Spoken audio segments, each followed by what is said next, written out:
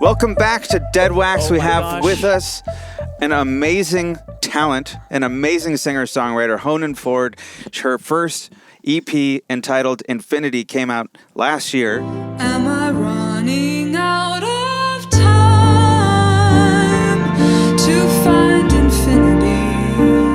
Will I be left with cold anonymity? And her new EP, I Wish I Had a God, is out now.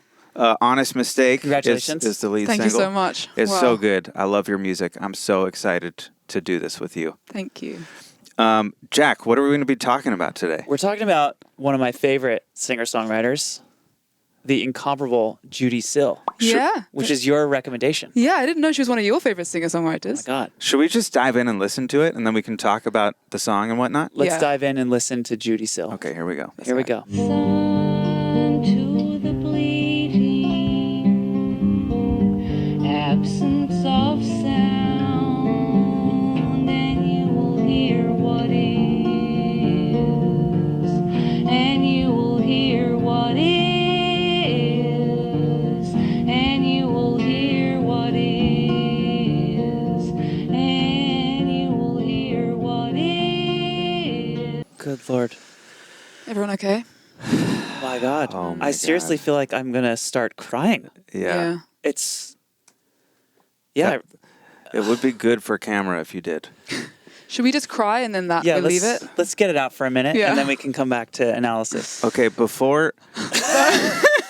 You were so right. We were both there. Okay, Put them back. okay. I right. feel like most people don't know who Judy Sill is. She's an undiscovered gem. She was for me for so long. I think I learned about her probably 7 or 8 years ago when I was on tour. My friend Kaveh Rostgar, great bass player, told me about her, and I listened to nothing else for 2 months. I just could not believe I had never heard her, and she was such a revelation. Part of the thing about her, I feel like, without knowing anything, the music just is so effective. But one of the craziest things about Judy Sill is her life. Do you know about Judy Sill's life? No. Okay, so I've forbid you from looking at this before now because I would like you to react to it as you read it. But I've just kind of done a takedown, a brief summary of Judy Sill's life from Wikipedia. So obviously there's no factual errors here, but I'd like you to read for the people and for yourself. Just Read word for word. Yeah. Okay, here we go. Who is Judy Sill? First artist signed to David Geffen's label Asylum. Influenced by Bach and Christian themes, clearly. Rough home life. Committed armed robberies in high school, which sent her to a reform school where she worked as the organist and learned gospel music. Oh my God. Her mother died when she was 20, began taking LSD and moved in with her LSD dealer and played in a jazz trio.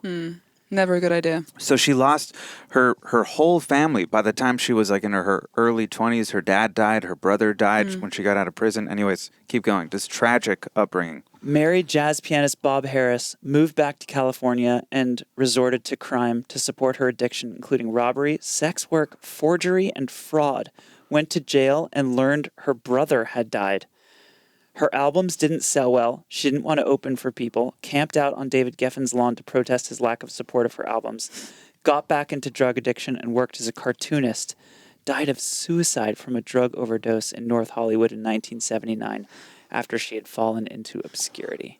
Yeah. I mean, the suicide is contested. They think that they found a note with her that said, I actually don't remember what the note was, but they assumed it was a suicide note, and some people think that it was just a lyric that she was working on, and she talks about these themes of life and death and meaning, so... She might have just accidentally overdosed. But, I mean, what a tragic life. Isn't that insane? Yeah, that's brutal. And then she's there singing The Kiss, or this song, and this kind of... Or she's got a song called what's that word? Vigilanti. Vigilante. Vigilante. Vigilante.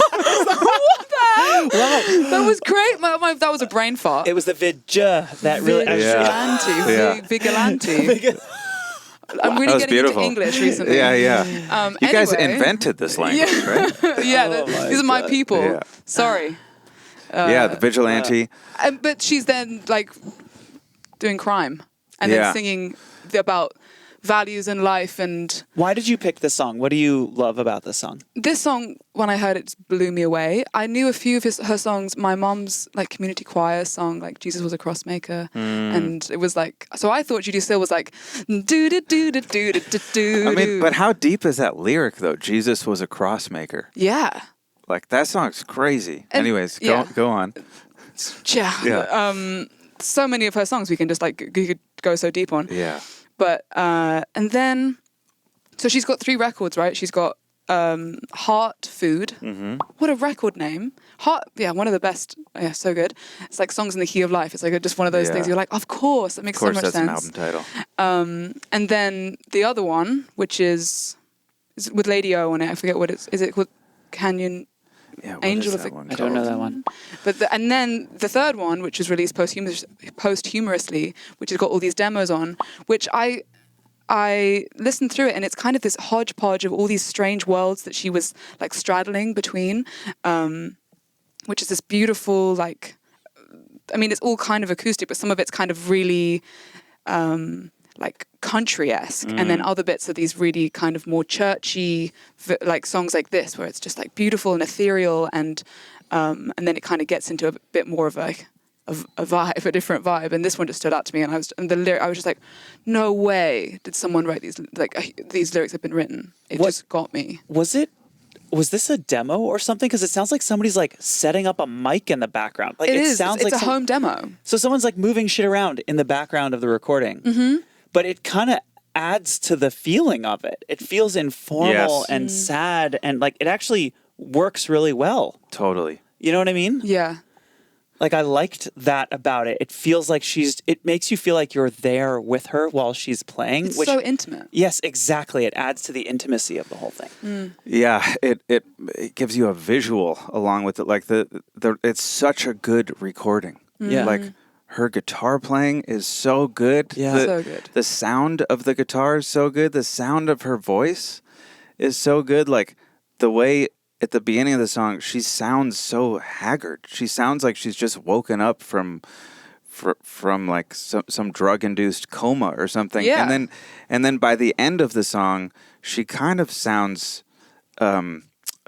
like rejuvenized in some way. Yeah. That's true. Her voice just kind of wake up as it goes along, and she Yeah. kind of changes. It does feel like it's given her some, in the same way that as a listener, it kind of, you go through this journey of like, this is so kind of dark, but then also so light, and you do feel like that cathartism. Yeah. Wow, words. Catharsis. Catharsis. Yeah. Catharticism. Yeah. Yeah. Catholicism. Yeah. The religion. The religion. Yeah. Can we listen to that difference in her vocal performance at the end and the beginning? Listen to Yes. this, because I think it's very pronounced. And even the melody is this triumphant, like fifth thing. Ba ba ba. Yeah. You will hear what is, and you will hear what is. That's like so. I can imagine a horn playing that. Yeah. Oh, You yeah. know, like trumpets. Yeah, or even French like a horn, like a yeah. child, like a kid. Yeah. Like, you know, when kids sing and they just kind of have this like there's no vibrato and it's like Right. close to shouting, but Totally. somehow but it's like Yes. super in tune. And then Yeah. and then here's the beginning.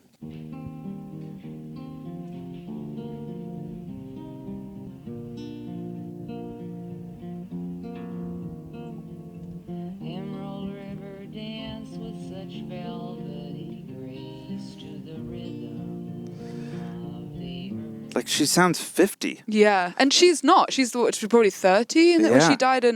she died when she was in her 30s. She was born in, I think she was born in like 44 or something, and then died in 79. 79. Yeah. So yeah, I mean, her voice is very low, right? She's hitting notes Oh my God, what is it? that. Emerald River dance with such velvety grace. That's low.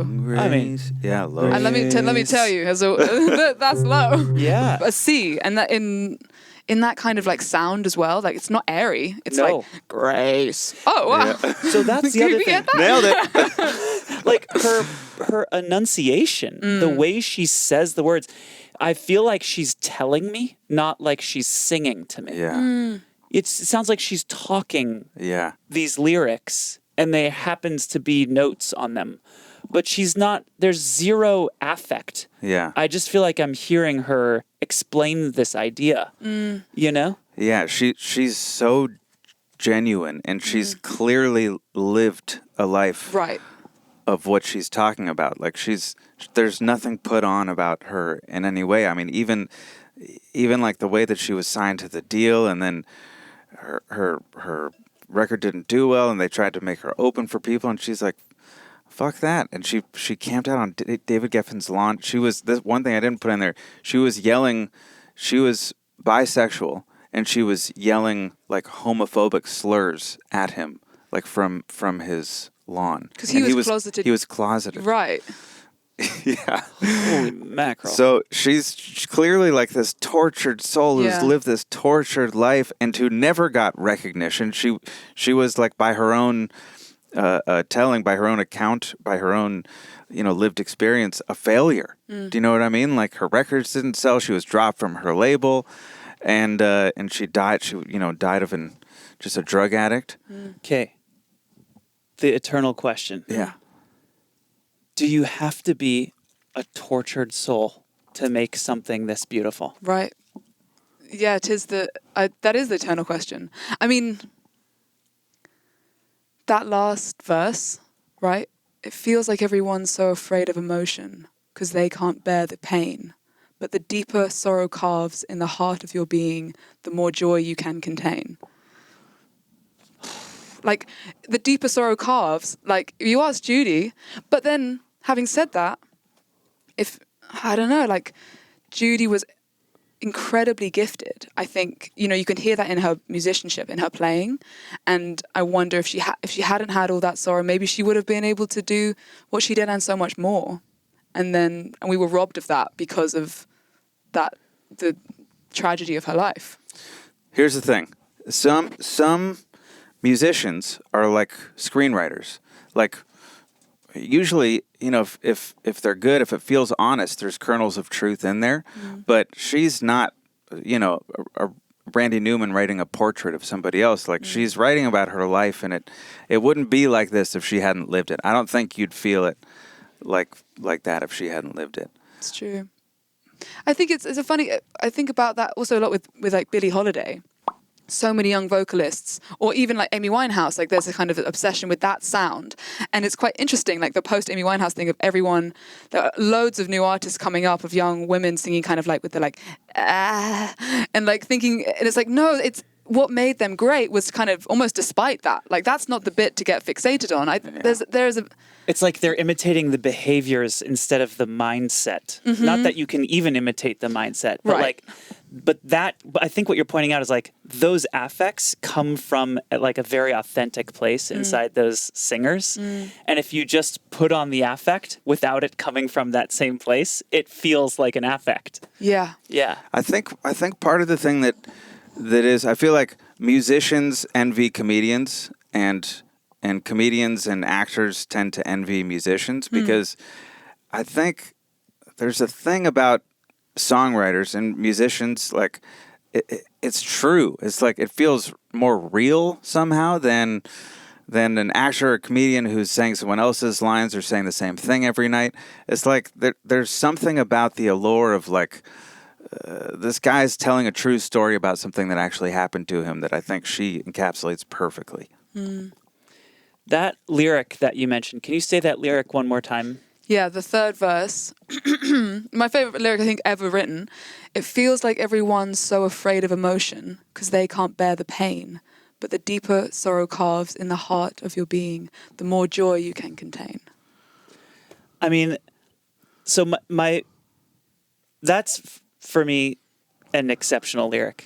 I think because when somebody says something in a way that resonates so deeply with you, and it encapsulates years of experience and understanding and trial and error and falling on your face, but they capture it in one clear sentence like that. Those lyrics for me are just, and like if I think about that statement, like literally even in my personal relationships, probably one of the biggest lessons for me over the last like year, has been around like as I'm getting like into psychology and stuff, but like interpersonal conflict and how actually like avoiding fights pushes you further away from a person. Engaging in the conflict and where you disagree, and even engaging in the negative emotions with each other. Yeah. Ironically, brings you closer together. It like makes you stronger as whether it's a couple or a friend or whoever it is. Having the hard, painful emotions and conversations together creates intimacy. It doesn't shatter it. And like that's what I get from that lyric. It's like that same concept. It's this thing that's hard to describe, but it's so emotionally true. And it's such an elegant way to capture that whole thing. Yeah. It's also such an optimistic outlook for somebody who's so tortured, struggled her entire life, had terrible, misfortune, to be near the end of their life and say, basically the more pain you experience, the more capacity for joy that you have. Like, I don't know, like that's a pretty amazing statement coming from her with the life that she led. Yeah, feels like such a duality with her of like these two characters that she was kind of had, or these voices in her head of like how, I mean, and also how life imitates art and art imitating life. I feel like that verse and kind of how she approached her writing was like integrating those two things. Like that was a core part of the thing. Like, and if a lyric like that makes you reflect on your own life so much, and I had a similar thing when I heard that lyric of like, it just brought so much, like, it's so compassionate and for yourself and for others. Yes. And that just feels like such a relief to have someone say it. So it reminds me of there's a young filmmaker that I really love and have been watching all her stuff recently. Her name is Natalie Lynn. And I had the chance to talk to her recently, and I asked her what she's thinking of when she's editing. Because the way she makes these films, she like films her life, and then 6 months later, she has like thousands of hours of footage, and she edits a 30 to 45 minute film of her life experiences. And I was like, what story are you trying to tell? Like, what's going on? And her answer was, she was like, I'm just trying to make sense of the last 6 months of my life. Wow. She's like writing songs through video She's diaries. writing freaking songs. Right. And I have the same feeling listening to Judy. She's just making sense of all the suffering that she's been through. She's just trying to make it work for her, which is where the positive outlook comes from. She's like, you can hear her trying so hard, Yeah, she's taking the optimistic view of her own situation. Yeah. Sort of leading herself towards like, no, it's all, there's beauty, there's a silver lining to all the pain and suffering. So can we talk about, though, because I think obviously from a lyrical perspective, this is incredible, right? But it's rare that you hear someone who can hit that level of lyric and that kind of emotional depth in the lyric, but also have such an incredibly technical, strong sense of harmony. Yeah. Like her sense of harmonic progression and the structure of the song. There's that one weird change when right before the word absence that happens every time. And then just the flow of the song. She is a harmonic genius. Yeah. Yeah, and her harmonic voice is so unique even now. It's like, to me, it's kind of reminiscent of Elliot. Yeah. But this resonates so hard with me in a way that, like, as amazing as she is, Joni Mitchell, her harmonic thing, and as complex as it is, it doesn't resonate with me like Judy's thing does. So should we talk about should we try to analyze what's happening in the harmony? Yeah. Does anybody actually know the harmony? Do you know the harmony? Yeah, a bit. Can you talk us through it? Because I was listening to this, like, I started thinking like, oh, I'm gonna write down the harmony, and then I was like, no. Yeah. No. Not today. Yeah. Can you play us the chords? Yeah, I mean, I kind of loosely, I think it's like,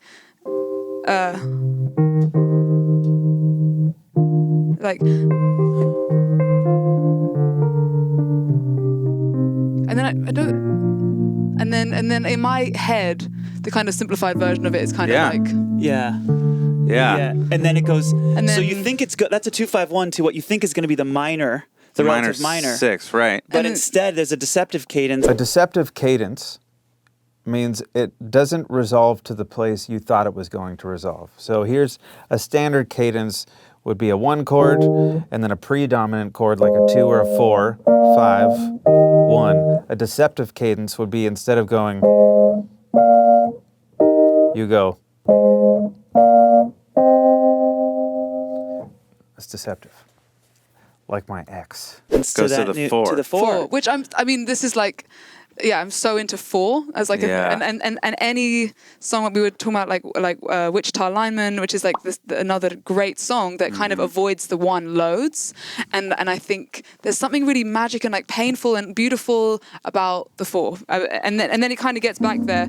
Listen to the bleating. I don't think that's the bass note for this. It's kind of like a relative minor thing, and then we're back to 4. And you can hear what it is. And then when she goes down to that 3, it's so funny to start the song on 4. Yeah. Right? Like when she first hits that chord, you think like, oh, we're home. Sorry. You know?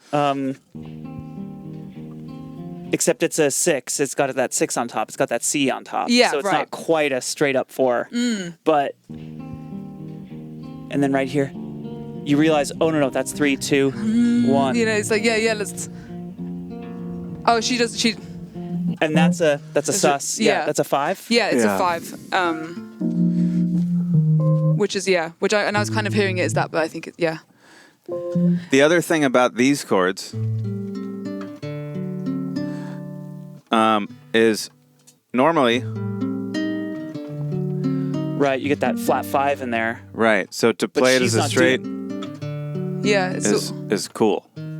because I guess reminds me of like yesterday. lineage-wise, like talking about, you know, to use Joni as a reference because it's the same time frame. I also wonder if, like, I really feel that in that time, the powers that be, whether that be the kind of record people or The gatekeepers. or Yeah. maybe even society, were kind of only ready for like one female songwriter. It's like we can have Joni, she can occupy that space. And I wonder, I mean, obviously there were other things going on with Judy, but I wonder if in a different time, like it would have been more 1,000%. Yeah. That was a period in history. You know, it's hard to, because it's 40 years ago now, right? Like the 79 is like 45 years ago, right? Yeah. But like that was a period in history where there weren't that many stars. Right. You had your stars, and the gap between the stars and everybody else was infinite. And there were only so many avenues where you can find out about people. Like there wasn't so much real estate for the spotlight. Like, think about Bill Wirtz or like Lewis Cole in 1979. You know, like Can you Judy imagine Sill Judy Sill with GarageBand? and YouTube. She would have crushed. She would have, like, Judy Sill would have, like, I'm serious though. Like, she would I know. have had a massive group of people that fucking loved her. Yeah. She was ahead of her time in so many ways. many I mean, ways. like the way she double tracked vocals and like the she wrote all her own arrangements. Like the everything about what she was doing, the harmony was so hip. She's so special. Can we see if we can get to the bottom of what this weird Yeah. chord change is? Yeah. Near So this is the B section, right? Light where each seeker finds rebirth. That's so beautiful, isn't it? Yeah. Yes. So wait, nice. can you play that 2/5 into the 6? Yeah. So she kind of got that thing. Yeah. There's the 2/5, and then yeah. Yes. Absence of sound. And then it's just 1/4, 1/4 in the new key. Yeah, and you can hear what is. You know, and you can hear what is. I think is it B flat in the bass? That's nice. Yeah. And you can hear what is. And then back to seems like everyone's. And then you're 4 again. See, what's nice about that is you lose perspective. Yeah. Because that 4 suddenly becomes a 4 again at the end of the phrase, but it's not acting as a 4 in the middle of the chorus. Which is so Bach of her. Yes. So Bach. To be sort of like implying keys and moving out in and out of keys. That's like such genius transition. It's genius modulation. Yeah. So is should we what it is. explore the nuts and bolts of how she's doing this? Okay, so we're in the key of B flat. Okay. There's Now- the 2/5. Now we're in G minor. Yeah. Yeah. But also the fact that she didn't go Right. Right, is cool. She doesn't use the flat 5. is She cool uses- because the next chord is Yeah, and Now, also what is that? Yeah. that's so a now- 4. Well, if we're in the if new we're key. if we're in B flat still, which you could think about as B flat's 2 dominant. Yeah, it's going, or it's the But if you're in G minor of now, the yeah, it's now the dominant 4 of a minor key. like plagal So, kind of vibes. Exactly. We're To talking me, church. it definitely sounds Plagal. like Music Let's school. go. to me it sounds like a 4. I know Right? it does. I know it does. No, but I'm just saying she does. Wait, hear me out for No, a I'm with second. you, I'm with you. We go 2-5. Now we're in Now we're we're in in G, G. minor. We're in G And minor. then when you hit that C, I mean, it's literally like, Right. Well, lest we forget, she was in a jazz trio. And she actually As wrote a- Oyo Como Va. Oyo? I don't know. Was that the sequel to Oye Como Va? Listen, okay, I'm not a Spanish language interpreter. No, Okay. not today. Yeah, you're a real village auntie. Okay, let's move on. So we're doing 1-4 here. Okay. And all of those are like so beautiful. Those suspense notes, And the way it's suspended notes. arranged. Yeah, Like it's so orchestrated, it's isn't it? so orchestrated. That's the perfect word. She writes in the way that Randy Newman did, where the whole arrangement is in her orchestration on the instrument. So Yeah. I'm sure she had the orchestration that she would have written in her head. Okay, I'll give the French horn to these voices and the strings to these Oboes, voices. all Yeah. these weird instruments. That's such a good point. It's the guitar is not just she's not just strumming. She has written a beautiful guitar part. Arrangement. She has written an arrangement Yeah. on the guitar. Because she's an organist, right? Like that's where she comes from. Like Yeah. she's a piano player, but she plays the guitar. Like her time is so good. Like it's so Yes. effortless. The sound is so good. But I guess maybe that's where like her brain works that way. Right. Totally. Yes. It's like reducing it down as Yes. opposed to. Totally. And you've made this point on the show before, but like if you were to have a string quartet play this, Yeah. you just literally one for one map it out. Exactly. All the voices are there. The You voice kinda don't need leading. the voice leading. You don't need to do much. It's perfect. So the arrangement is already written. Yes. So Okay, here we go. woman, yeah. Here we go. What is that? We have arrived at the Judy Sill chord. Hallelujah. This is the Judy Sill chord. It's in like nearly every song. Oh shit. Right? Wrong key.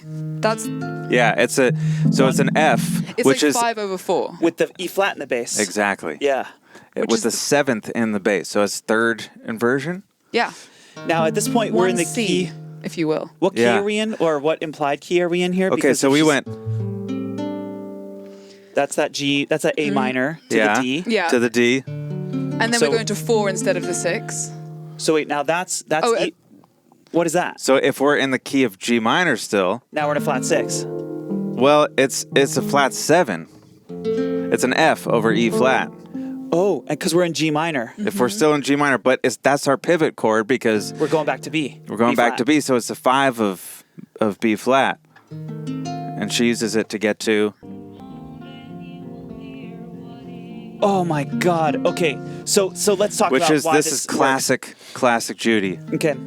I think I was listening through to her like whole records to the two records, Yeah. and I think like 90% of all the songs have that in passing at some point. Yeah. And I just think it is the best chord. Yes. I would argue for that. Yes. You want to argue? You want to argue with No, me? no. I'm just. It's a 5 in third position. It's a 5/7 in third position. Yeah. Yeah. Right. Yeah. So then, but what's amazing about it in this context, not just a 5/7 in third position.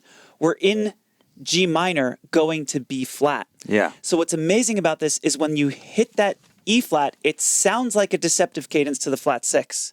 That's what it sounds like it's going to be. Right. Because you're going here, right? Oh, sorry. We're going here, and then you go here, and you think it's going to be deceptive, You think it's going to be this? Yeah. Yeah. and it's not. It's yes. But she never gives you that flat 6. She just gives you the one note of it, and then she deceives you. She double deceives you. Yeah. Should we do a quick live cutaway about inversions really quick to just explain what you mean by third position? Sure. Yeah. Okay, so F, root position. Yep. There's a lot of chords in this chord.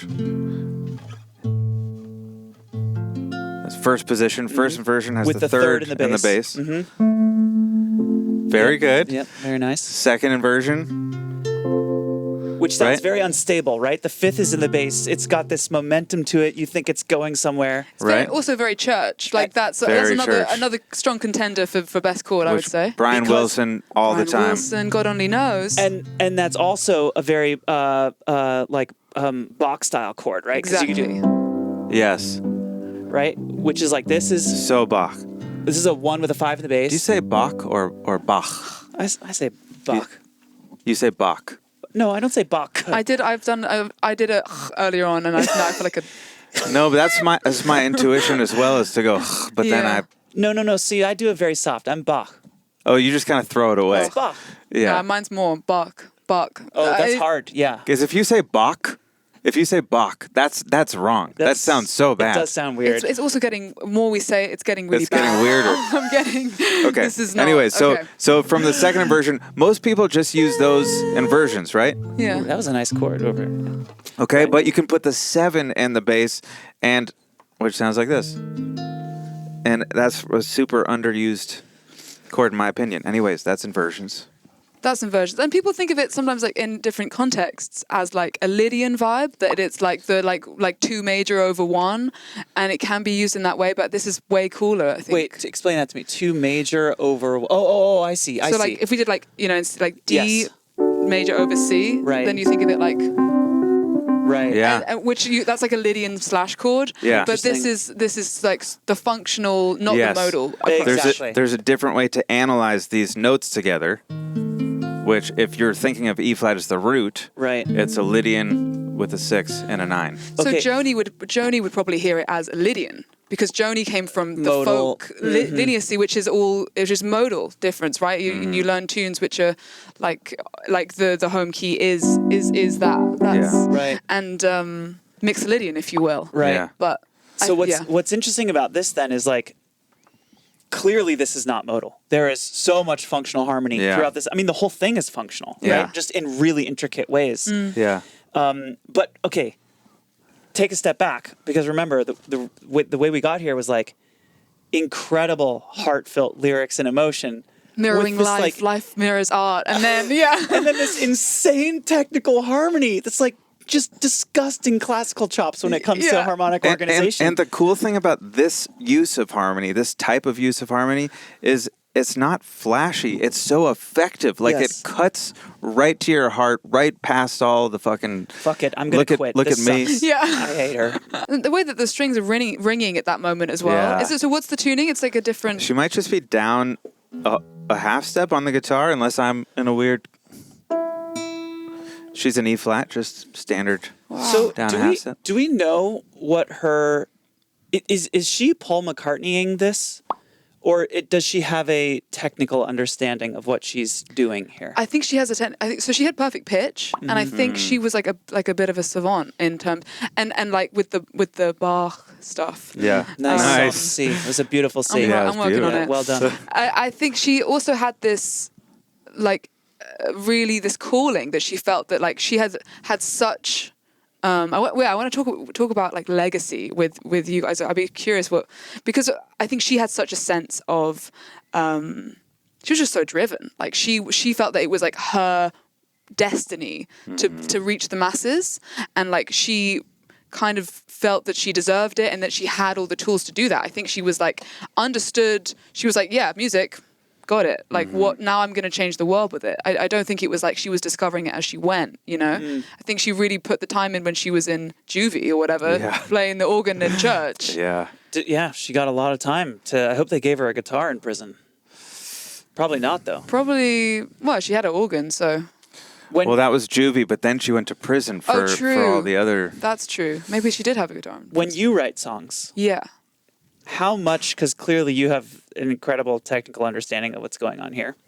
How much of it is that versus how much are you just emoting into your chords? Do you know what I mean? Like, are you head and heart? What's your combo? And in terms of your approach to songwriting? Yeah, I think my best writing is the stuff that the harmonic or the musical bit comes with the first lyric, with the first emotion, and that bit kind of bypasses my thinking brain. So I have, usually the best moments is like, okay, this is where we're starting, and from that starting point, I'm kind of usually just trying to quiet the mind of the thinking until I get into a corner where it's like, this is, I always end up here, or that this isn't working for some reason, and then I kind of try to like turn on the theory brain. But actually using voice leading, I think you can kind of also bypass the thinking brain, because you're thinking in individual pathways, and that's what the piano is so good for, or the whirly even.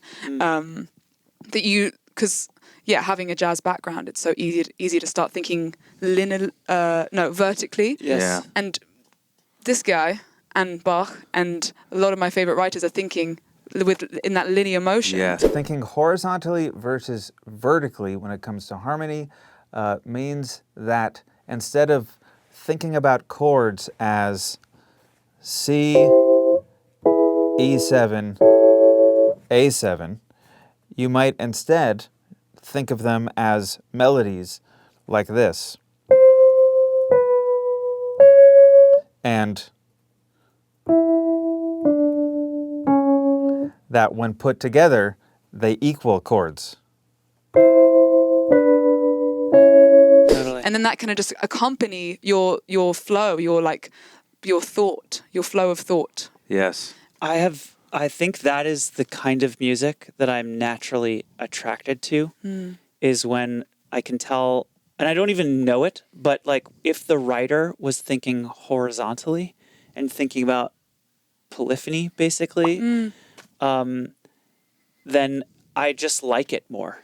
Like that's what I love about Brad Meldau or like Keith Jarrett or whoever. So like how far away can you make the destination? Which is in like a lot of like the Great American Songbook as well. Like that's a part of the whole game. It's like, and if you have one eye on the destination the whole time, and like maybe you're like kind of you're fooling the audience the rest of the time, but you have that sense, and it's the journey on the way. And the reason why I think that type of writing works so well is because it's internal logic. And when you can find ways to do stuff with voice leading in a way that makes the harmony kind of not make sense and brings attention to like the weirdness of, wait, this is wrong. Why does it still work? Yeah. That's the coolest shit. Like when they're the other thing I kind of love about this song is that is kind of in two keys, and there's all these places where you can't quite tell which key it's in and which part of the key and where are we going, and it just keeps you guessing on your toes from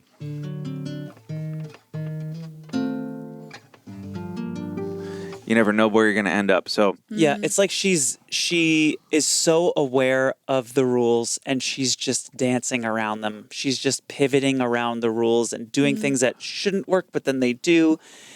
And it's that ability to kind of tread that line and play with expectation. Yeah.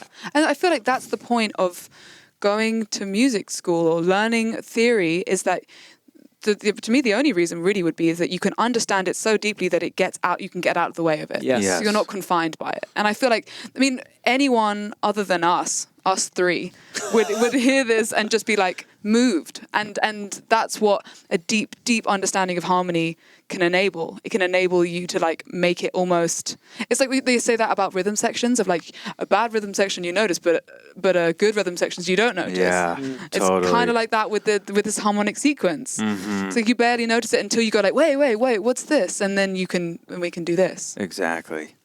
But really, it's just like those words and how she sings it with the no vibrato thing. And Yes. Let's talk about that. Yeah, let's. Okay, Can we as a find singer, couple moments? what is special about Judee Sill? As a singer, well, I would say it was loud. The no vibrato thing, the effortlessness of it. Like we talk a lot about in like vocal technique about basically. Well, I think good technique is just any technique that doesn't hurt. And a reference, especially in some, like a still, which is a type of like vocal technique. What is that? It's a technique that they teach a lot in like musical theatre, and it helps you like get a big sound. Not just musical theatre, but I've not gone deep in it. But from what I understand, it's essentially just like unlocking the power that you have without pushing and forcing and injuring yourself. And what's the word? What's it called? A still. How do you spell that?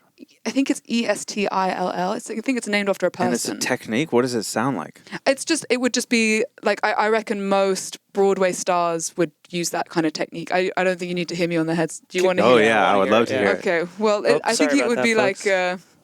like just like you put it all, the wizard and I, like like that kind of, everything's there and it's quite effortless. Like you could just sing and you can just be here and it doesn't tire your voice Is it out. kind of like forward? Like it sounds like you're placing things here. Yeah, exactly. And the kind of proof in the pudding, if you will, is if you take a baby who's screaming, the baby's not just like, oh God, it's been a big day, Ma.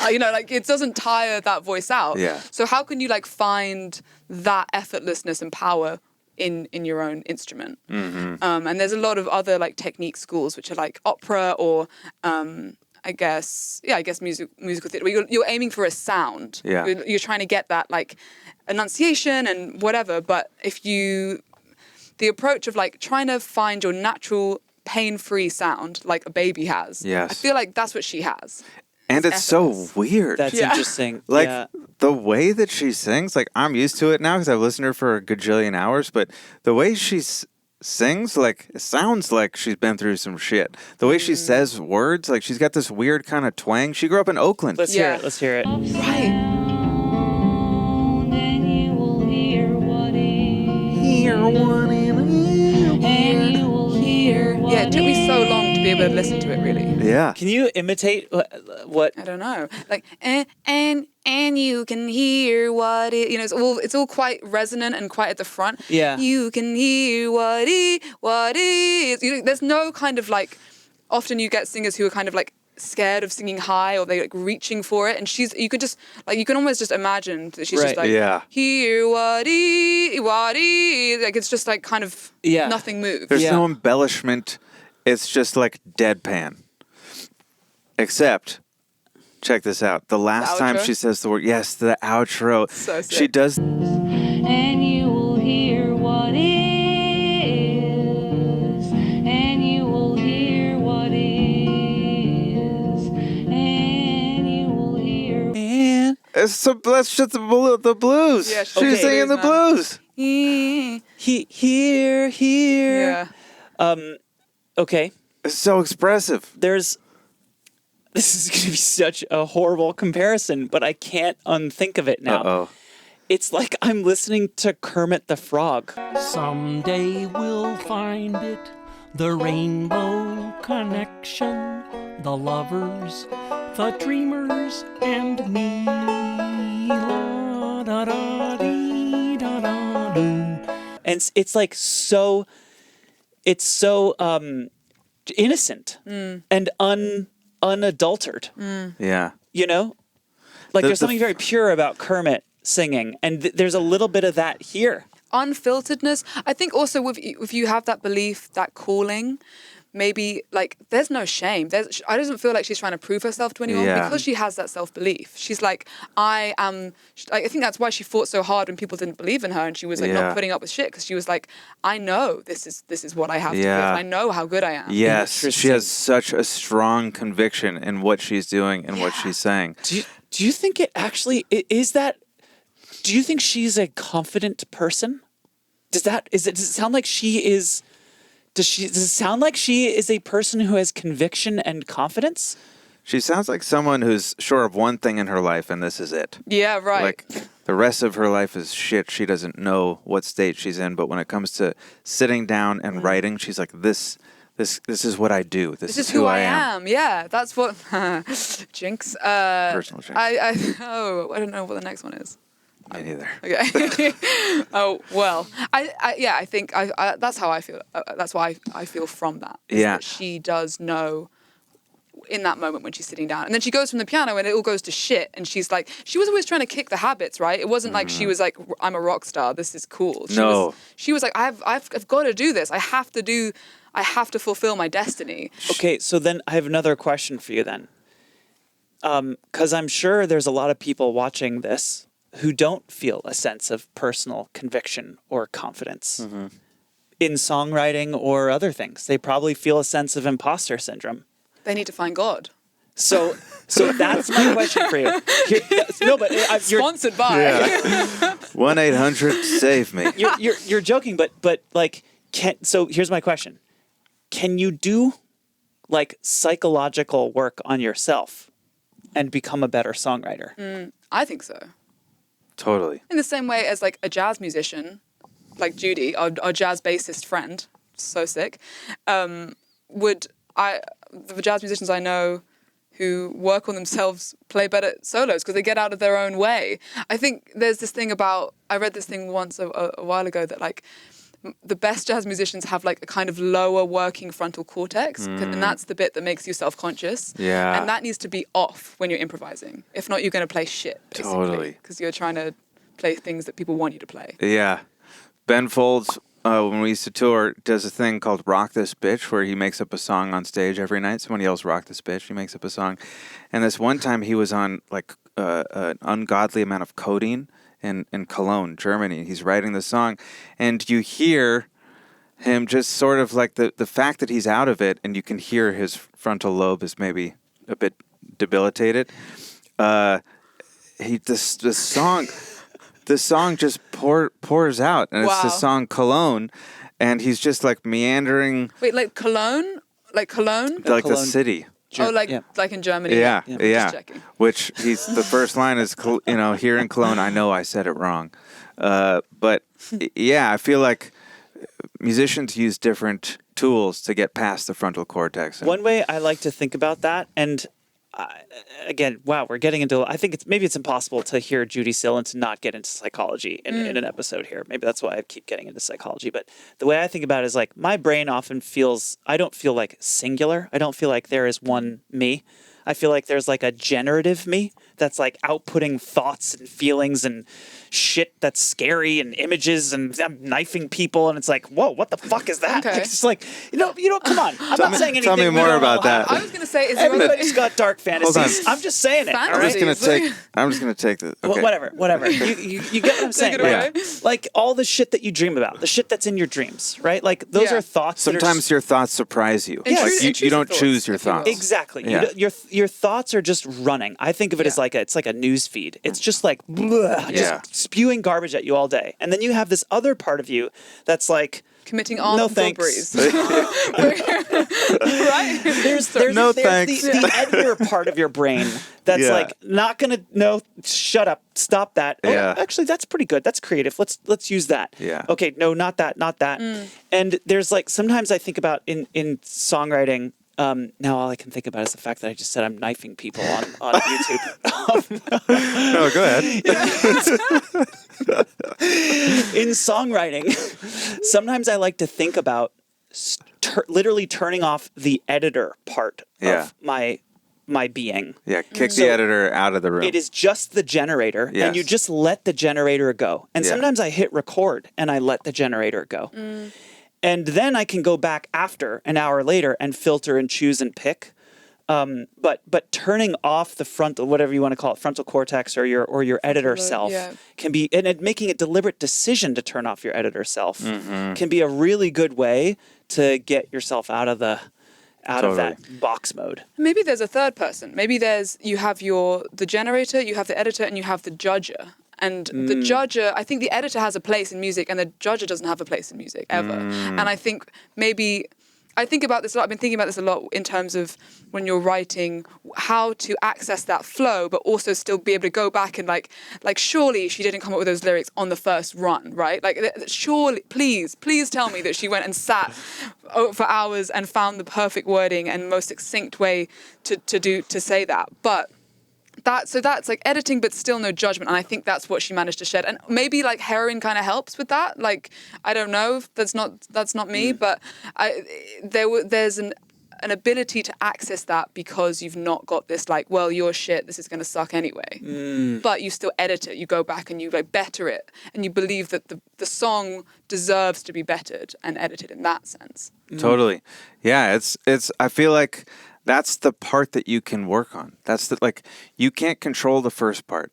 You can't really control like the thoughts that just your feed. You can't control. I mean, you kind of can in the way that like your subconscious is a result of your surroundings and what you're reading and what you're watching. It's like the input matters. Who you're talking to, where you are you traveling, what mood you're in. What mood you're If you in. like listen to an inspiring speech, your feed will be a bit more on the positive side. Right? Yeah. It's like your internal stuff will you can like directionally shift it, but you can't control the substance of what spews out. Right, but you can control the editor, and that's like Right. meditation. That's like mental, well-being is like learning how not to identify with every thought that pops into your head. And then the third one you can for sure learn is for us all to be less judgmental of ourselves. Make the thing you don't know if it's good, put it out. You might, what a great example of someone who didn't get their due during their lifetime. And, 30 years later, there's this whole revival, especially among the musician community, of just like people like us just telling everyone that we know, like, wait, you don't know about Judy Sill? Yeah. You got to check this out. Do you think about legacy? I do. So here's how I think about it. I don't call it legacy, but maybe that's a piece of the way I think about it. The way I think about it is like, I hope, like that line that she said about, can you say it one more time? It's so great. Yes, I can. I will repeat it. Seems like everyone's so afraid of emotion because they can't bear the pain, but the deeper sorrow carves in the heart of your being, the more joy you can contain. Okay, so I don't think of it as legacy. I think of it as that is a truth about the human experience that is true today. It will be true in 50 years, and it'll be true if there are humans still around and we haven't altered their psychology, then it will be true 1,000 years after we're dead. And in my lifetime, I would really like to find such truths. I would like to be able to say something that's true today and in 50 years and in 1,000 years when I'm gone. Well, I think your bit about stabbing people would definitely. That's gonna stick. I think. That's Jack such a beautiful way to Conti, put it. he was the guy who said the thing that got him canceled about stabbing people on YouTube. Look, my wife's reading a book on intrusive thoughts right now. If nobody, come on. If you have intrusive thoughts, I mean, please write so in the comments. It doesn't have to be stabbing people. But come Ella? on. We all, it's like if we pretend like we don't have that shit, I think we're all more No, lonely that for is it. a beautiful way to say it. And it's a beautiful statement about art that, like, however you choose to think about it, whether these things come to us through random association or a higher power or whatever, it's like when things resonate, it doesn't feel like you came up with this. It feels like you uncovered it. Like that was a jewel that was always there. That combination of words existed, and she dusted it off and presented it to us. And it's interesting that, like, how songwriting right now, there's like a real fixation with a lot of writers talking about the little things, the day-to-day things, the coffee cups and the walks to work and the restaurants, and that's beautiful. And like the school of kind of, Phoebe and Adrienne, like it's wonderful. But this to me is like, and her writing is a reminder of like, the timelessness and like the big picture, and like if you believe it enough, and if you go like deep enough in it, like you can like be brave to say that. Totally. And that's really magic. Totally. It's a vulnerable thing to sort of attempt to write something that deep. Yeah, you know what I mean? Like, universal. it's a big swing to take. Like, she's essentially writing scripture. Like, that shit sounds like scripture. Yeah. Thank you so much for doing this with us. Thank you. I was this is so cool. I'm so happy to be here. What a great song to be able to spend an hour on. Yes. Yeah. Also, I was a huge Judy Sill fan, and I'd never heard the song before you played it for me the other day. So thank you for turning us all on to it. Come back and join us and do this again. Thank you for being here on Dead Wax. Like, subscribe, comment, do all the things. See you next time on Dead Wax. See you next time. Bye, everybody. Bye.